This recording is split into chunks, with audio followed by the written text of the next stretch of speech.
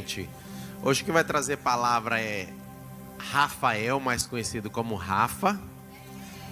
Não, olha lá o Rafa que vai pregar hoje. Vem, Rafa.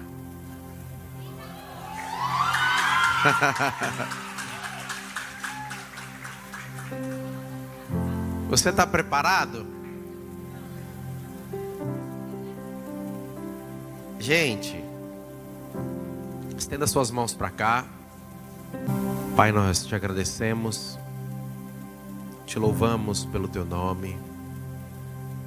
Nós te amamos, Pai, porque nós cremos que o Senhor irá fazer algo diferente neste lugar sempre, Pai. Porque nós não queremos ir com a cultura que muitas igrejas hoje estão. Nós queremos dar a oportunidade que Jesus deu aos discípulos de escolher apenas e ouvir o sim. E que a tua voz, a tua palavra possa entrar em nossos corações. Cuida da vida de Rafa, da sua família. Eu sei, Deus, que a partir de hoje o Senhor tem um relógio, uma agenda, algo especial para a vida dele. Em nome de Jesus. A paz do Senhor, Hangar 3, amém? Gente, se vocês ficaram surpresos que eu que vou pregar, eu também fiquei.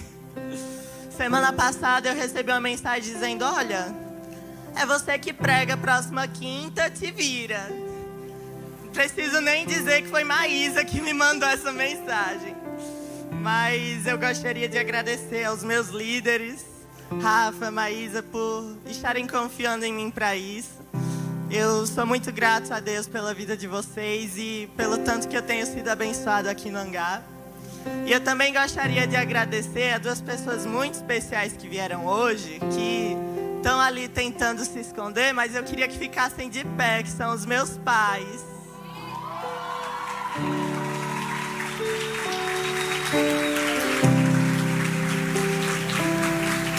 Se hoje eu estou aqui podendo ministrar a palavra do Senhor, é porque eu tive vocês para me ensinar dela no caminho. E eu acho que vocês estão mais felizes do que eu hoje, mas eu sou muito grata a Deus porque Ele escolheu as pessoas certas para serem os meus pais. Amo muito vocês, muito obrigado por terem vindo.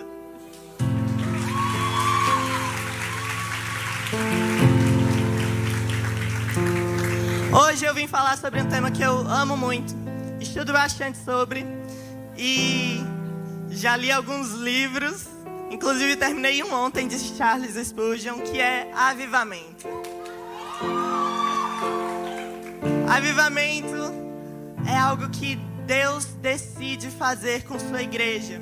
Avivamento sempre vem em tempos de crise e eu gostaria que a gente visse o que acontece nas nossas vidas, tanto no nosso particular, tanto em comunidade como igreja, quando Deus decide avivar o seu povo. Sempre que um avivamento vai acontecer, é porque o povo de Deus está distante. É porque a igreja está insensível à voz do Senhor. Então Deus decide despertar. Deus decide falar: ei, vocês estão na minha igreja, mas não estão rendidos a mim. A segunda coisa que acontece é a chamada de Deus ao arrependimento. É quando Deus ele vai falar tudo o que o seu povo está fazendo de errado. Desde o início do processo do esfriamento espiritual até o que causou a morte. E a terceira coisa é a promessa de restauração do Senhor. É a promessa do derramar do Espírito, a promessa de uma vida espiritual nova.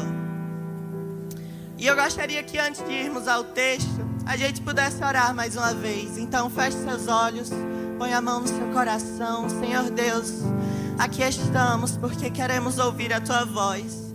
Aqui estamos, Pai, para buscar a Tua presença. E nós não queremos nada além de Ti, nada além do que o Senhor quer nos falar. Que a Tua presença possa estar em abundância nessa casa. Que a gente possa sentir, Pai, sentir em nosso coração o Teu fogo a nos avivar, o Teu fogo a gerar vida em nós, Senhor. Nós não queremos te sentir apenas em um acampamento ou apenas em uma conferência, mas todos os dias das nossas vidas, Pai. Que o Senhor encontre em nós corações como terra fértil para receber a Tua palavra e frutificar. Tens liberdade, Espírito Santo de Deus. Em nome de Jesus, amém. Eu peço que você abra sua Bíblia no livro de Oséias, capítulo 4.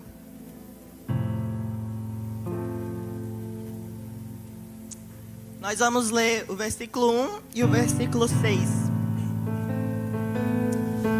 Oséias 4:1 diz: Israelitas, ouçam a palavra do Senhor, porque o Senhor tem uma acusação contra vocês que vivem nesta terra.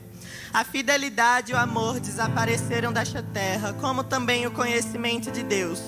Versículo 6 diz: Meu povo foi destruído por falta de conhecimento. Uma vez que vocês rejeitaram conhecimento, eu também os rejeito como meus sacerdotes. Uma vez que vocês ignoraram a lei do seu Deus, eu também ignorarei seus filhos. O livro de Oséias, ele foi escrito em um momento em que o povo do Senhor estava distante. Em um momento em que o povo de Deus continuava realizando sacrifícios, continuava realizando as ofertas, mas não estavam verdadeiramente rendidos a Deus. Então, no primeiro capítulo do livro, o Senhor fala com o profeta e diz para que ele se casasse com uma mulher prostituta, que era adúltera e que tivesse filhos com ela e que tratasse bem dela. E o profeta obedece ao Senhor, mas logo a mulher volta à vida de prostituição. Então, no capítulo 3, Deus fala novamente com Oséias e diz: volte, trate bem a sua mulher, a resgate e cuide bem dela, porque é assim que eu trato os filhos de Israel. É assim que eu sou com vocês. Eu dou do meu melhor, eu cuido de vocês, mas vocês insistem em me largar, em serem infiéis a mim e estar com outros deuses. Então é nesse cenário onde o povo abandona o Deus que os resgatou que o livro de Oséias foi escrito. É num cenário onde o povo de Deus precisa ser avivado.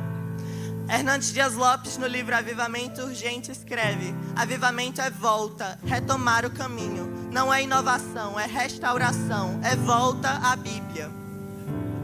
Os avivamentos sempre aconteceram em épocas de crise, como eu já falei, porque Deus decide mostrar que Ele ainda é Senhor da igreja e que a igreja ainda é o seu povo. Então eu gostaria que nessa passagem de Oséias a gente pudesse ver o que causou esse esfriamento e morte espiritual, para a gente ver se estamos tomando o mesmo caminho que o povo de Israel e que para a gente possa consertar a nossa vida com Deus. Novamente no versículo 1 do capítulo 4, eu gostaria de destacar os 3 fatores que fizeram o povo de Israel se afastar do Senhor. A fidelidade e o amor desapareceram desta terra, como também o conhecimento de Deus. A primeira acusação do Senhor contra a sua igreja, contra o seu povo, é a falta da fidelidade. E fidelidade, quando ela é perdida, é porque a sua raiz está na ingratidão. Quando nós somos ingratos ao sacrifício de Cristo, nós nos tornamos infiéis a Ele. Quando nós não reconhecemos o valor do sacrifício de Jesus na cruz por nós, nós não nos importamos em viver uma vida de santidade. Quando nós não percebemos o tamanho da grandeza do sacrifício de Jesus, nós não nos importamos em viver em fidelidade a Ele. Em Êxodo 32:3 vai estar escrito um exemplo dessa infidelidade do povo de Deus a Ele por causa da ingratidão. Está escrito que então todo o povo tirou das orelhas as argolas e as trouxe a Arão. Este, recebendo-as das suas mãos, trabalhou com ouro, com buril e fez dele um bezerro fundido. Então disseram: são estes, ó Israel, os teus deuses que tiraram da terra do Egito.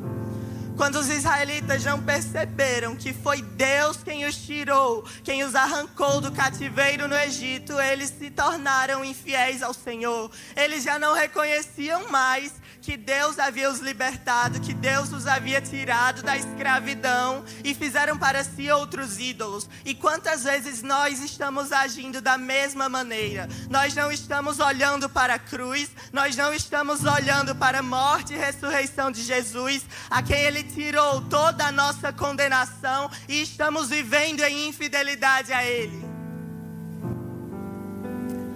A nossa vida é muito curta comparado à eternidade. Mas as ações que nós tomamos hoje vão refletir nos frutos que nós colhemos amanhã e onde nós vamos passar a nossa eternidade. O Senhor quer que a gente viva uma vida plena aqui na terra. Uma vida plena é uma vida livre nele. É uma vida que é obediente aos mandamentos do Senhor. Mas quantas vezes nós preferimos optar pela ingratidão? Nós preferimos dizer a Ele que nós não queremos, que nós não reconhecemos o que Ele fez por nós. Em Jeremias 32, 40, está escrito o que acontece a uma pessoa que decide se aproximar de Deus. Farei com eles aliança eterna, segundo a qual não deixarei de lhes fazer o bem, e porei o meu temor no seu coração, para que nunca se apartem de mim.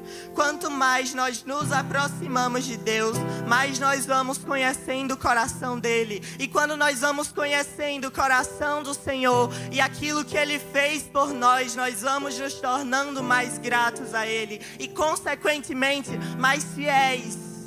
Consequentemente, nós vamos nos tornando obedientes. Muitas vezes, nós não temos a compreensão do amor de Cristo. Mas nós precisamos buscar conhecê-lo. Muitas vezes, nós somos tentados a não ser gratos. Mas o Senhor diz que a tribulação produz perseverança. A perseverança é um caráter aprovado. E o caráter aprovado é esperança. Se você tem se sentido atacado espiritualmente, tentado a não manter uma vida em santidade, mantenha-se grato. Mantenha-se grato. Olhe para a cruz e veja o amor de Cristo, o amor de Deus revelado. O amor de Deus manifestado. Quando nós nos tornamos gratos a Deus, o pecado deixa de ser uma lista das coisas que nós não podemos fazer e passa a ser aquilo que fere o coração de quem nos ama. Como nós podemos decidir por fazer aquilo que fere o coração de quem se entregou por nós, de quem nos resgatou, de quem tomou o nosso lugar, e ninguém mais poderia fazer isso, ninguém mais era digno, ninguém mais era santo, apenas Cristo. E por amor a pecadores perdidos, cegos e distantes, por amor Ele se entregou. Jesus, quando foi traído, Ele foi negociado por 30 moedas de prata. 30 moedas de prata era o preço de um escravo para o Império Romano. Ele tomou o nosso preço, nós que éramos escravos do pecado. Mas Jesus se entregou para que não haja condenação que possa nos afastar do amor de Deus. Nós precisamos viver em fidelidade por amor àquele que primeiro nos amou. E é essa a segunda acusação do Senhor no capítulo 4 de Oséias: a falta de amor. E eu gostaria de ler um texto que está em Apocalipse 2, versículo 4.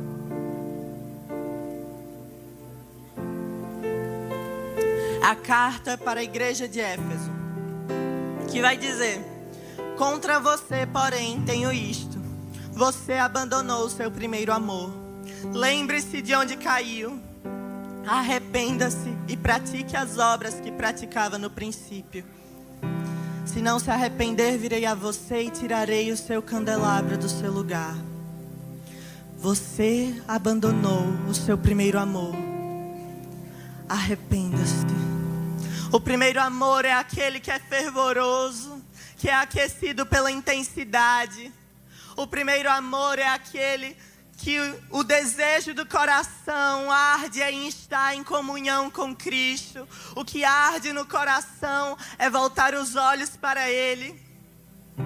O primeiro amor é o que nos faz ir à igreja e não para buscar se encontrar com um amigo, e não para servir, para ser visto por outros, e não para orar e dizer, nossa, como fala bem, e não para cantar e dizer, nossa, como tem uma voz bonita.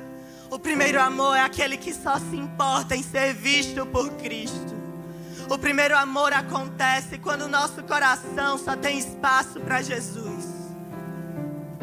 O primeiro amor é aquele que tem a dívida de gratidão com o Senhor, que tem a dívida de render toda a vida por amor.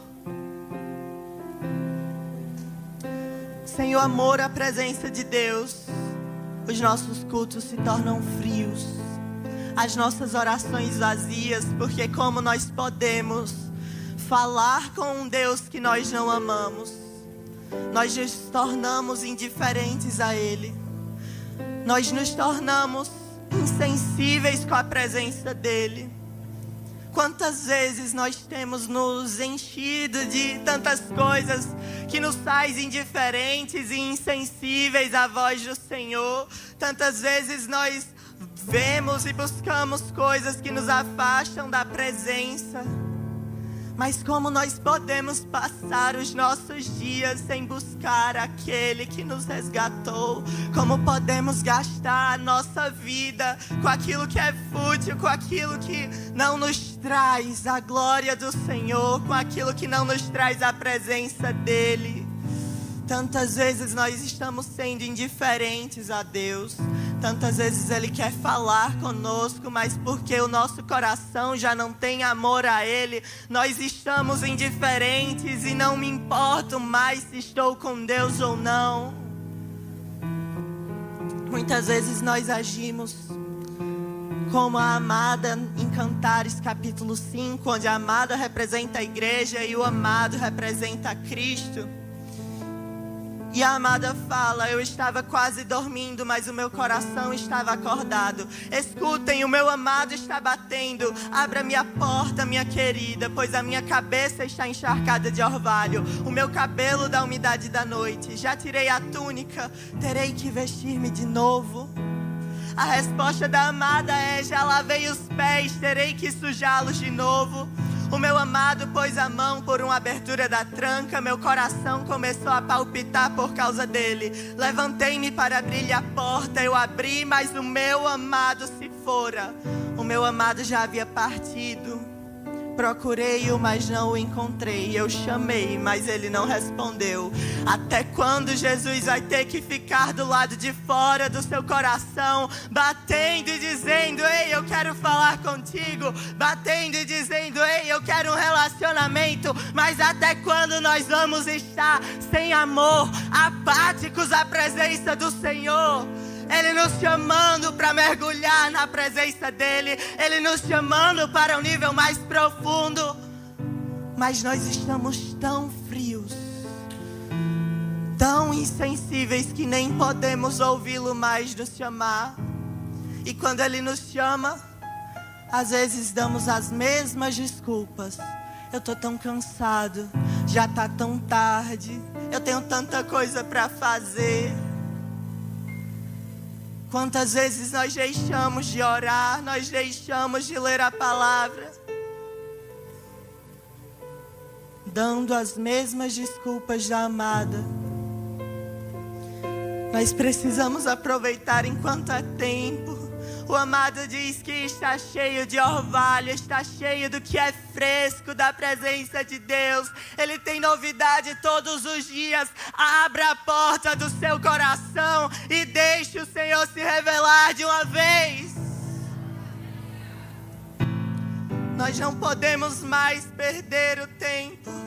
Nós não podemos mais continuar desperdiçando as oportunidades que Deus está colocando à nossa frente.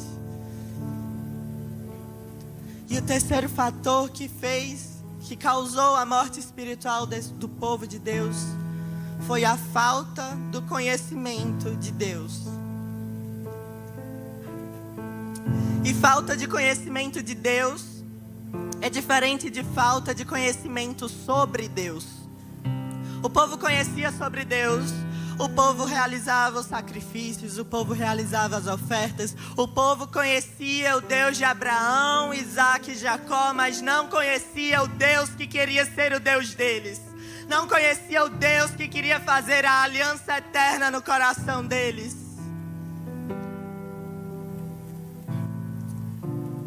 O povo não se importava em acessar o coração de Deus. O povo não buscava conhecer quem Ele era, e por isso morreram. Oséias 4:6 diz: meu povo foi destruído por falta de conhecimento. Uma vez que vocês rejeitaram o conhecimento, eu também os rejeito como meus sacerdotes. Uma vez que vocês ignoraram a lei do seu Deus, eu também ignorarei seus filhos. É como se toda semana, 1 ou 2 vezes, o povo se reunisse na igreja, mas não estavam se importando em acessar a presença de Deus. Não estavam se importando em saber quem Ele era. Não tinham relacionamento, não tinham conhecimento de quem Deus é, apenas sobre Deus. E você pode ouvir falar sobre Deus semana após semana. Você pode ver vídeos de pessoas que falam sobre Deus incessantemente, mas você não pode viver do relacionamento de Deus das outras pessoas. Quando o grande dia chegar e Deus disser: apartai-vos de mim, pois eu não vos conheço, você vai dizer: mas como, Deus, eu conhecia tanto sobre você? Mas enquanto você não se lançar na presença dEle, enquanto você não buscar ter um relacionamento com Ele, então o tempo está sendo perdido. E como é duro reconhecer que por mais que estejamos na casa do nosso Pai, nós não sabemos quem Ele é. Como é duro reconhecer que nós estamos ignorando conhecer a Deus todas as vezes que nós deixamos de ler a palavra dEle. Como é difícil reconhecer que quando nós deixamos de orar, quando nós deixamos de falar com nosso Senhor, nós estamos desperdiçando a oportunidade de conhecê-lo. A palavra em hebraico utilizada nos textos bíblicos para se referir a conhecimento é yada. Eu li isso, aprendi num livro chamado Obediência e Intimidade, recomendo para todo mundo. E essa palavra, ela é utilizada em diversos contextos, mas o significado dela é muito mais profundo do que o que nós temos na tradução. Yada se refere a intimidade, a desejo de conhecer o outro. Se refere a um profundo conhecimento, um profundo desejo de ter relacionamento. É uma palavra que aparece em 1 Samuel 1,19, quando diz que Elcana conheceu a Ana e ela engravidou e deu à luz a Samuel. Mas também é a mesma palavra utilizada em Oséias 6:3, que diz: conheçamos o Senhor, esforcemo-nos por conhecê-lo. Ou seja, a Bíblia está dizendo que o esforço por conhecer a Deus é o que nos traz vida. Se a falta do conhecimento de quem Deus é o que nos traz a morte, por outro lado, quando nós nos rendemos e buscamos conhecer a presença, conhecer o coração dEle, é isso que vai gerando o espírito de vida dentro de nós. É isso que vai nos aproximando da vida do Senhor. A vida do Espírito é gerada em nosso coração quando nós nos esforçamos em conhecer ao Senhor. Essa é a mensagem de Deus para o povo. Se arrependam e voltem a me conhecer. Voltem a ter relacionamento. Voltem a ter intimidade. Quando vocês me procurarem de todo o coração, eu me deixarei ser encontrado por vocês. É essa a mensagem de Jeremias 29, 12 ao 14. Vocês clamarão a mim, virão orar a mim e eu vos ouvirei. Vocês me procurarão e me acharão quando me buscarem de todo o coração. Eu me deixarei ser encontrado por vocês, declara o Senhor. Quando nos voltamos de todo o coração, o Senhor se dispõe a ter um relacionamento conosco. O Senhor está disponível para nos dar a vida. O Senhor está disponível para se revelar a mim e a você. Mas Ele espera que a gente se volte de todo o coração. Quando nós verdadeiramente buscamos a presença de Deus, Ele promete restauração. No mesmo versículo de Oséias 6:3 diz que tão certo como nasce o sol, Ele aparecerá, virá para nós como as chuvas de inverno, como as chuvas de primavera que regam a terra. E em Joel 2:18, que também é um livro que Deus vai falar: vocês estão pecando, voltem-se para mim, pois eu prometo restaurar vocês, eu prometo derramar do meu espírito. Há também essa promessa de restauração, que após o povo ter se arrependido, após o povo se render de todo o coração, Deus diz: eu tenho vinho novo e azeite novo para satisfazê-los plenamente. E quando a Bíblia vai falar sobre o azeite, sobre o óleo, ela está indiretamente fazendo a referência à presença de Deus. Porque em Êxodo 30:30, Deus institui o óleo para ser utilizado na unção de sacerdotes. Aqueles que iam se colocar entre Deus e o povo. Então esses sacerdotes iriam ser apresentados e o óleo seria derramado sobre a cabeça deles. E o mais incrível é que na palavra, Jesus é o sumo sacerdote, o único mediador entre Deus e os homens. E Jesus é o cabeça da igreja. Ou seja, Cristo está dizendo: quando vocês estiverem em mim, saibam que o óleo do Senhor é derramado sobre a minha cabeça. E a presença de Deus, o Espírito dele, acompanhará a vida de vocês. Pois o óleo do Senhor é derramado sobre a minha cabeça e toca e escorre sobre vocês.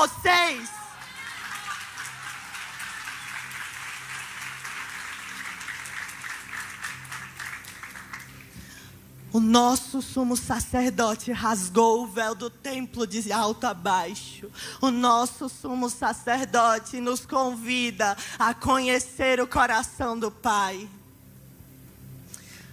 O nosso sumo sacerdote nos convida a conhecer a glória de Deus. E quando a glória de Deus é revelada, ela vai expor a nós mesmos os nossos pecados. Assim como está escrito em Isaías 6. Isaías, ele tem uma visão e ele contempla o trono de Deus. E ele relata: eu vi o Senhor assentado num trono alto e exaltado, e a aba de sua veste enchia o templo. Acima dele estavam serafins, cada um deles tinha 6 asas, com 2 cobriam o rosto, com 2 cobriam os pés e com 2 voavam, e proclamavam uns aos outros: Santo, Santo, Santo é o Senhor dos exércitos. A terra inteira está cheia da sua glória. Ao som das suas vozes, os batentes das portas tremeram e o templo ficou cheio de fumaça. Então gritei: ai de mim, estou perdido, pois sou um homem de lábios impuros e vivo no meio de um povo de lábios impuros. E os meus olhos viram o Rei, o Senhor dos exércitos. Então um dos serafins voou até mim, trazendo a brasa viva que havia tirado do altar com tenaz. Com ela tocou a minha boca e disse: veja, isto tocou os seus lábios, por isso a sua culpa será removida e o seu pecado será perdoado. Então ouvi a voz do Senhor conclamando: quem enviarei? Quem irá por nós? E eu respondi: eis-me aqui, envia-me. Deus está procurando aqueles que vão se colocar diante do altar dele e dizer: Senhor, ai de mim, Ai de mim, pois tenho um coração impuro, mas eu permanecerei até aqui, até quando o Senhor me tocar com brasas vivas, até o Senhor me purificar. Eu serei perseverante até ser gerado em mim um caráter aprovado, até que o Senhor possa me enviar para manifestar o teu reino. Em João 14:12, Jesus fala: em verdade lhes digo que aquele que crê em mim fará também as obras que faço. Fará coisas ainda maiores do que estas, porque eu vou para o Pai. Jesus curava enfermos, Jesus ressuscitava mortos, Jesus anunciava o evangelho da salvação e pecadores se arrependiam. E Ele está procurando aqueles que vão dizer: Senhor, eu creio em Ti, eu quero ser enviado. Então me purifica, então me aviva, me toca com as brasas vivas que tem no Teu altar e me envia.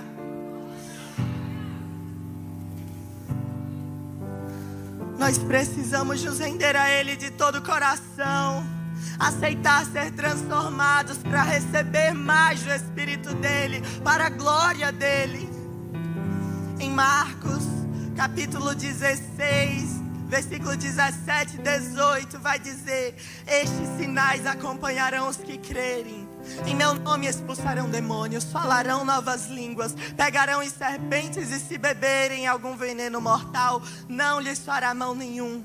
Imporão as mãos sobre os doentes e estes ficarão curados.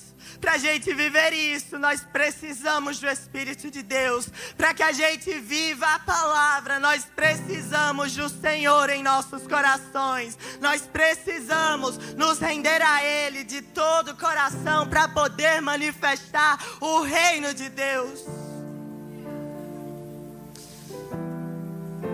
Os nossos amigos da escola carecem de alguém que possa manifestar a presença de Deus, que possa anunciar o evangelho da salvação.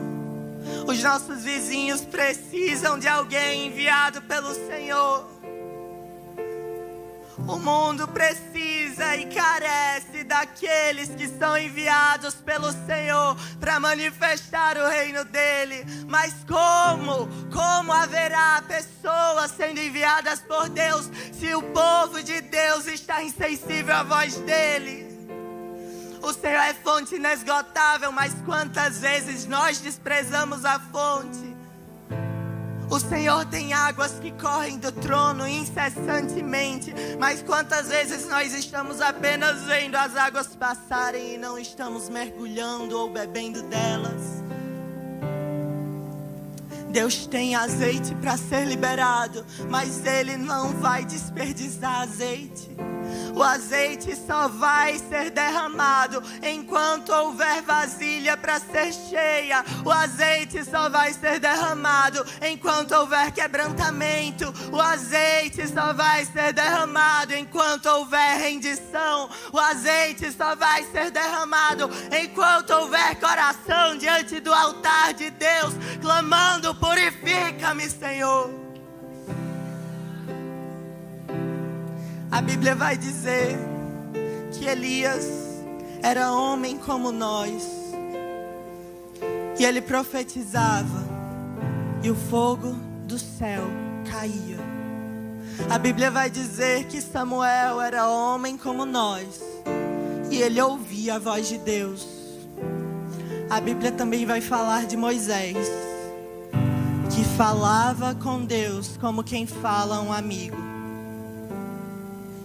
face a face. O Deus é o mesmo e Ele continua querendo falar com seus filhos. O Deus é o mesmo e Ele diz: eu quero fazer coisas ainda maiores. Então, quantas vezes nós perguntamos: Senhor, onde Tu estás? Senhor, onde está o Deus que operava milagres e maravilhas na terra? Onde está o Deus? Mas Ele está perguntando: onde está a minha igreja? Onde está? Qual tem sido a nossa entrega? Nós podemos vivenciar tudo que esses homens viveram, nós podemos, basta nos rendermos a Ele. Nós precisamos nos entregar por completo, assim como Ele se entregava. Hoje nós temos duas opções: a de continuar como o povo de Israel, que disse: Moisés, sobe o monte você. Moisés, fala com Deus você. Ou a de acessar o lado em que o véu foi rasgado. Deus espera que a gente se volte a Ele de todo o coração. Espera que a gente se entregue a Ele de todo o coração. Espera que a gente diga: eis-me aqui.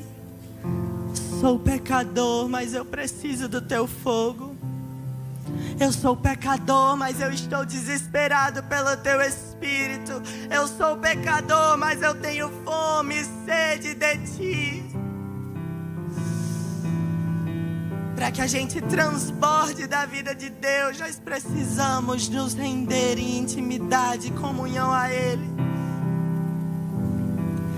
Avivamento é o ato de avivar, ou seja, de se tornar mais vivo, mais ativo, mais intenso. Avivamento é quando o próprio Senhor desperta a sua igreja para que o busque, reconhecendo suas falhas e dependência dEle. Avivamento é quando a igreja entende as palavras de Jesus em Mateus 4,17, que diz: arrependam-se, pois o reino dos céus está próximo. O reino dos céus está próximo. E qual tem sido a nossa posição a isso?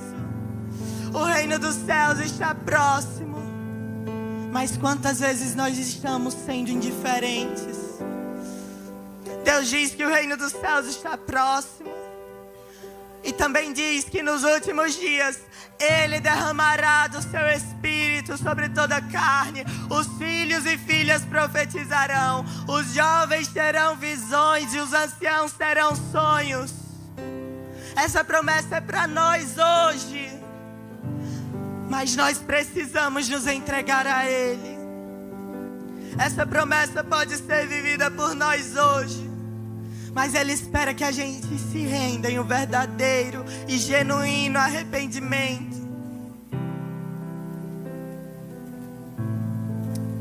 Não há como a gente possa querer ser avivado, querer manifestar o reino de Deus, se a gente continuar apático, se a gente continuar ignorando o chamado do Senhor, de todas as vezes que Ele busca se encontrar conosco. Quantas vezes nós admiramos uma pessoa que tem vida de oração, mas quando isso deveria ser o mínimo de todo cristão. O mínimo, falar com o seu Deus todos os dias. Quantas vezes nós admiramos alguém que diz que está lendo a Bíblia, mas nós deveríamos estar fazendo o mesmo.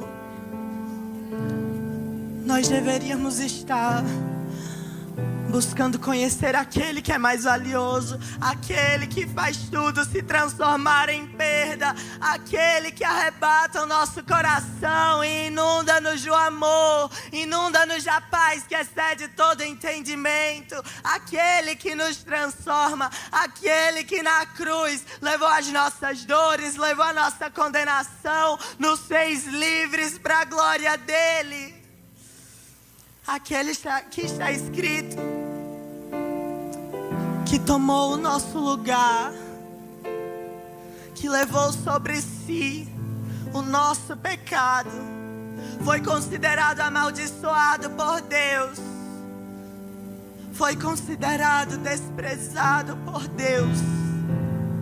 E lá gritavam, quando Ele estava na cruz, gritavam a Ele: se Tu és Deus, desce dessa cruz. Salvou a tantos, então salva a Ti mesmo. E Ele tudo suportou por mim, por você. E qual tem sido a nossa resposta a Ele? Qual tem sido a nossa entrega a Ele? tem sido de infidelidade, falta de amor, falta de intimidade. Ou Ele pode contar conosco como aqueles que não deixarão de estar de joelhos até que Ele nos purifique, até que Ele nos limpe e possa nos enviar. Avivamento é quando o Espírito tem liberdade e a palavra arde e é vivenciada com poder na vida dos filhos de Deus. Avivamento é quando o Senhor nos toma. Avivamento não é um grande evangelismo, não é um estádio lotado, mas é num quarto, com a porta fechada e lágrimas sendo escorridas, lágrimas sendo derramadas, dizendo: Senhor, eu quero mais da Tua presença. Senhor, eu tenho tão pouco de Ti. Senhor, eu conheço tão pouco aquele que me amou. Senhor, eu tenho feito tão pouco para o Teu reino. Senhor, não me deixe passar os meus dias sendo inútil para o Teu reino. Não me deixe passar os meus dias sem conhecer a Tua presença. Se nós realmente desejamos passar nossa eternidade com Deus, nós precisamos começar a passar os nossos dias aqui com Ele. Não faz sentido a gente dizer que quer passar a eternidade com o Senhor se a gente escolhe agir, estar em ambientes e estar com pessoas que nos afastam da presença dEle. Nós não podemos mais negligenciar o chamado do Senhor. Deus tem óleo para ser derramado sobre a sua vida. Deus tem porção da presença dEle para ser derramada sobre a sua vida. Deus quer que você acesse o coração dEle para viver em intensidade junto ao amor dEle, junto à presença dEle. E eu estou encerrando, então eu gostaria de chamar o ministério de louvor. Talvez o seu relacionamento com Deus ainda não tenha morrido,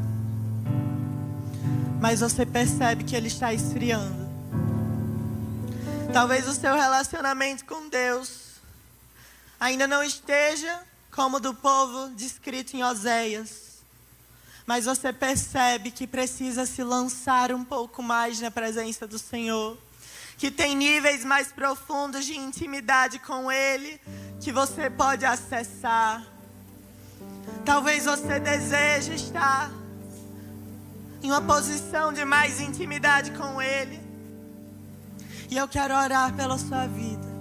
Se você deseja receber do toque das brasas vivas que está no altar de Deus, ser purificado, se manter em comunhão e intimidade, fazer o compromisso de: Senhor, eu não aguento mais viver no superficial, eu quero acessar as águas mais profundas. Se você deseja isso na sua vida, então vem aqui na frente, se renda ao Senhor um pouco mais e receba a porção nova do azeite de Deus. O azeite pode ser derramado hoje. O azeite pode ser derramado hoje, mas só será derramado enquanto houver quebrantamento, enquanto houver rendição.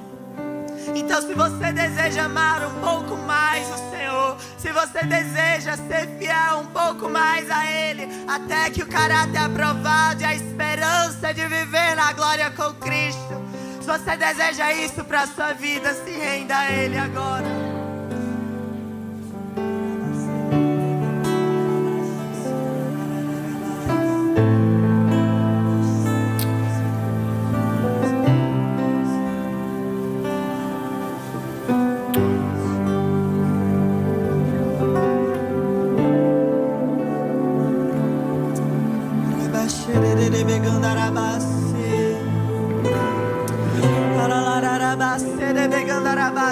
Espírito Santo de Deus, sopra agora dos quatro cantos. Sopra agora, Espírito. Sopra agora, Espírito, sobre os teus filhos.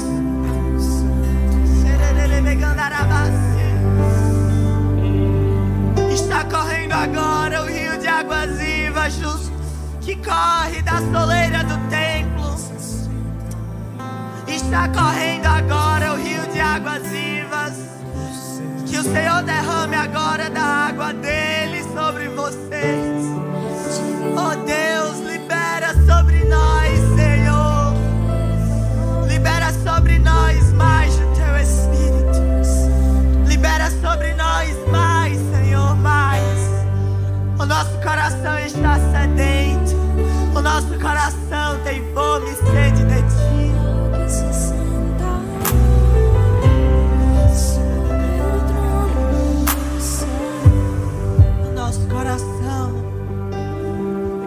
Receba o nosso coração arrependido, Senhor,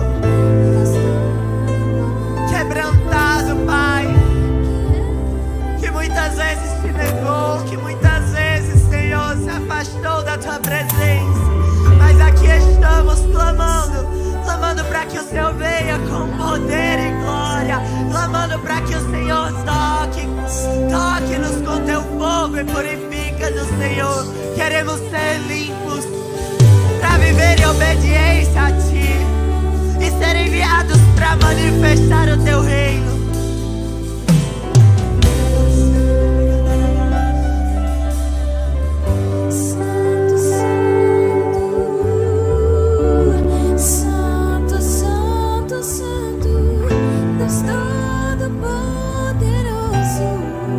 Que era e há de vir.